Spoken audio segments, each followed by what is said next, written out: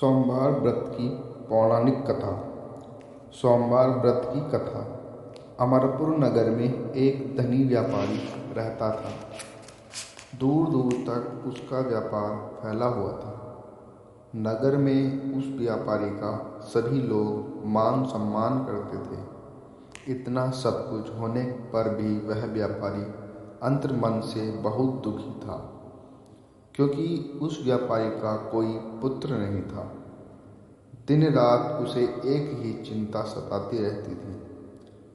उसकी मृत्यु के बाद उसके इतने बड़े व्यापार और धन संपत्ति को कौन संभालेगा। पुत्र पाने की इच्छा से वह व्यापारी प्रति सोमवार भगवान शिव की व्रत पूजा किया करता था। समय काल को व्यापारी शिव मंदिर में जाकर भगवान शिव के सामने घी का दीपक जलाया करता था। उस दिन व्यापारी की भक्ति देखकर एक दिन पार्वती ने भगवान शिव से कहा, हे प्राणनाथ, यह व्यापारी आपका सच्चा भक्त है। कितने दिनों से यह सोमवार का व्रत और पूजा नियमित कर रहा है। भगवान, आप इस व्यापारी की मनोकामना अवश्य पूर्ण करें।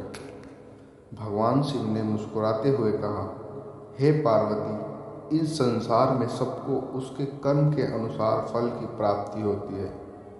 प्राणी जैसा कर्म करते हैं उन्हें वैसा ही फल प्राप्त होता है। इसके बावजूद पार्वती जी नहीं मानी। उन्होंने आग्रह करते हुए कहा, नहीं प्राणनाथ, आपको इस व्यापारी की इच्छा पूरी करनी पड़ेगी। यह आपका अन्यायी भक्त है। प्रति सोमवार आपकी विधि विधान व्रत रखता है और पूजा अर्चना के बाद आपको भोग लगाकर एक समय भोजन ग्रहण करता है। आपको इसे पुत्र प्राप्ति का वरदान देना ही होगा। पार्वती इतना आग्रह देकर भगवान शिव ने कहा, तुम्हारे आग्रह पर मैं इस व्यापारी को पुत्र प्राप्ति का वरदान देता हूँ, लेकिन इसका पुत्र 16 वर्ष से अधिक जीवित नहीं रहेगा। उसी रात भगवान शिव ने स्वप्न में उस व्यक्ति को दर्शन देकर उसे पुत्र प्राप्ति का वरदान दिया और उसके पुत्र के 16 वर्ष तक जीवित रहने की बात भी बताई। भगवान के वरदान से व्यापारी को खुशी तो हुई, लेकिन पुत्र की अल्प आयु की चिंता ने उस खुशी को नष्ट कर दिया। व्यापारी पहले की तरह सोमवार का विधि व्रत करता रहा। कुछ महीने पश्चात उसके घर अति सुंदर पुत्र उत्पन्न हुआ। पुत्र जन्म से व्यापारी के घर में खुशियां भर गई। बहुत धूमधाम से पुत्र जन्म का समारोह मनाया गया। व्यापारी को पुत्र जन्म की अधिक खुशी नहीं हुई, क्योंकि उसे पुत्र की अल्प आयु के रहस्य का पता था। यह रहस्य घर में किसी को नहीं मालूम था। विद्वान ब्राह्मणों ने उसका पुत्र का नाम अमर रखा।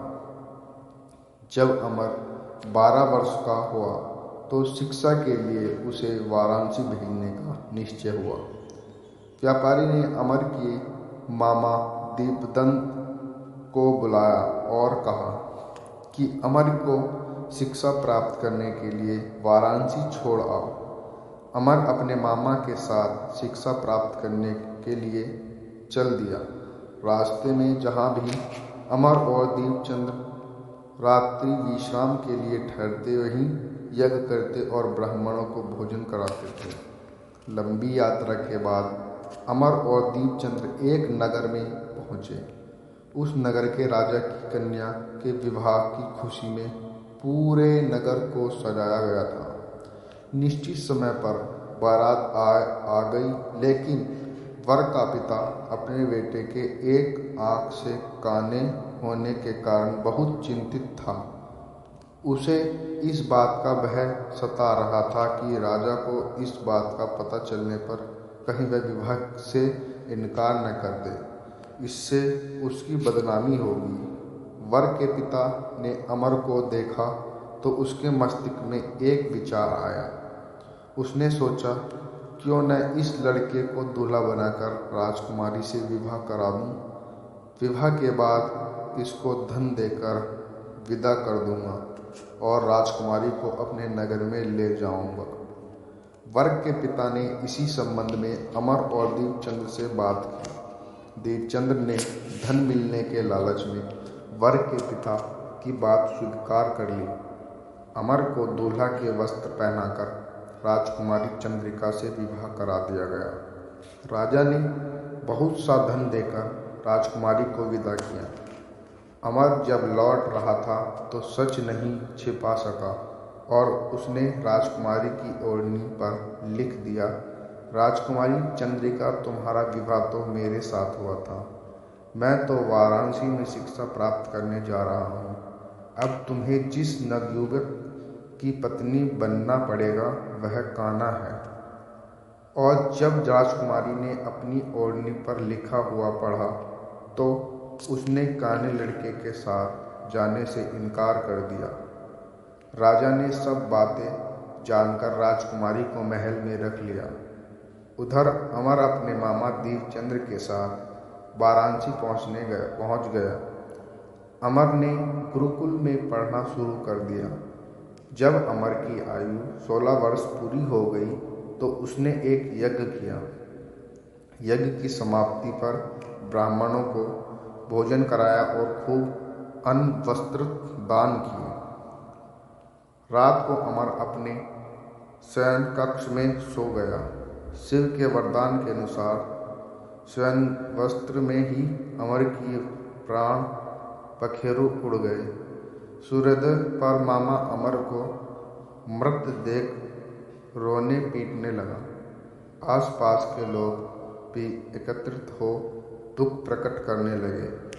मामा के रोने विलाप करने के स्वर समीप से गुजरते हुए भगवान शिव और माता पार्वती ने भी सुने। पार्वती जी ने भगवान से कहा, प्राणनाथ, मुझसे इसके रोने के स्वर सहन नहीं हो रहे। आप इस व्यक्ति के कष्ट अवश्य दूर करें। भगवान शिव ने पार्वती जी के साथ अदृश्य रूप में समीप जाकर अमर को देखा तो पार्वती जी से बोले, पार्वती, यह तो उसी व्यापारी का पुत्र है। मैंने इसे 16 वर्ष की आयु का वरदान दिया था। इसकी आयु तो पूरी हो गई। पार्वती जी ने फिर भगवान शिव से निवेदन किया, हे प्राणनाथ, आप इस लड़के को जीवित करें, नहीं तो इसके माता पिता पुत्र की मृत्यु के कारण रो रोकर अपने प्राणों का त्याग कर देंगे। इस लड़के का पिता तो आपका परम भक्त है। वर्षों से सोमवार का व्रत करते हुए आपको भोग लगाकर खा रहा है। पार्वती के आग्रह करने पर भगवान शिव ने उस लड़के को जीवित होने का वरदान दिया और कुछ ही पल में वह जीवित होकर उठ बैठा। शिक्षा समाप्त करके अमर मामा के साथ अपने नगर की ओर चल दिया। दोनों चलते हुए उसी नगर में पहुंचे जहां अमर का विवाह हुआ था। उस नगर में भी अमर ने यज्ञ का आयोजन किया। समीप से गुजरते हुए नगरों के राजा ने यज्ञ का आयोजन देखा। राजा ने अमर को तुरंत पहचान लिया। यज्ञ समाप्त होने पर राजा अमर और उसके मामा को महल में ले गया और उसके दिन उन्हें महल में रखकर बहुत सा धन वस्त्र देकर राजकुमारी के साथ विदा किया। रास्ते में सुरक्षा के लिए राजा ने बहुत से सैनिकों को भी साथ भेजा। दीपचंद्र ने नगर में पहुंचते हुए एक दूत को घर भेजकर अपने आगमन की सूचना भेजी। अपने बेटे अमर के जीवित वापस लौटने की सूचना से व्यापारी बहुत प्रसन्न हुआ। व्यापारी ने अपनी पत्नी के साथ स्वयं को एक कमरे में बंद कर रखा था। भूखे प्यासे रहकर व्यापारी और उसकी पत्नी बेटे की प्रतीक्षा कर रहे थे। उन्होंने प्रतिज्ञा कर रखी थी कि यदि उन्हें अपने बेटे की मृत्यु का समाचार मिला तो दोनों अपने प्राण त्याग देंगे। व्यापारी अपनी पत्नी और मित्रों के साथ नगर के द्वार पहुंचा। अपने बेटे के विवाह का समाचार सुनकर पुत्रवधू राजकुमारी चंद्रिका को देखकर उसकी खुशी का ठिकाना न रहा। उसी रात भगवान शिव ने व्यापारी की सर्पण में आकर कहा, हे श्रेष्ठी, मैंने तेरे सोमवार के व्रत करने और व्रत कथा सुनने से प्रसन्न होकर तेरे पुत्र को लंबी आयु प्रदान की है। व्यापारी बहुत प्रसन्न हुआ। सोमवार का व्रत करने से व्यापारी के घर में खुशियाँ लौट आई। शास्त्रों में लिखा है कि जो स्त्री पुरुष सोमवार का भी व्रत करते और व्रत कथा